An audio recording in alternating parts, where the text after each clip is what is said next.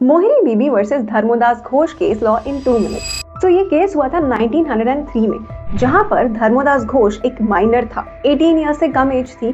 फिर भी एक मनी लेंडर के पास जाता है जिसका नाम था ब्रह्मोदत्त, और वहां पर जाकर अपनी एक प्रॉपर्टी को गिरवी रख देता है, उसके बदले में लोन ले लेता है। अब ये जो मनी लेंडर था, इसका एजेंट जानता था कि धर्मोदास 18 ईयर्स का नहीं है, लेकिन फिर भी वो लोन दे देते हैं और पूरा अग्रीमेंट हो जाता है। अब प्रॉब्लम तब शुरू होती है जब धर्मोदास को रियलाइज हुआ कि आखिर वो इतना बड़ा लोन कैसे चुकाएगा।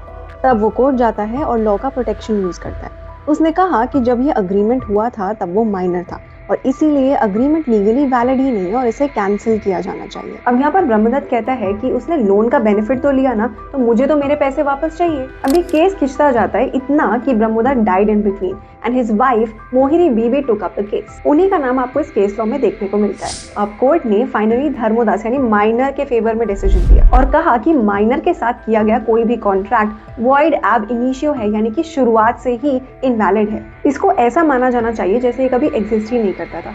और in fact section 11 of Indian Contract Act में भी तो यही लिखा है that a minor is not competent to contract. अब यहाँ पर लॉ ऑफ एस्टॉपल भी नहीं लग पाया, जो ये कहता है कि अगर आपने पहले कोई स्टेटमेंट दिया था जिस पे रिलाई करके किसी ने आपको पैसे दिए, तो अब आप उस स्टेटमेंट से पलट नहीं सकते। ये इसलिए अप्लाई नहीं हो पाया क्योंकि पहली बात तो एजेंट को ये मालूम था कि धर्मोदास 18 ईयर्स का नहीं है और फिर भी उसने कॉन्ट्रैक्ट किया। और दूसरी बात कि लॉ हमेशा माइनर्स को कोई भी लाइबिलिटी इनकर करने से प्रिवेंट करना चाहता है और इसीलिए तो उन्हें कॉन्ट्रैक्ट भी करने से मना किया जाता है। अगर ये कॉन्सेप्ट समझ में आया हो तो do not forget to like, share and subscribe.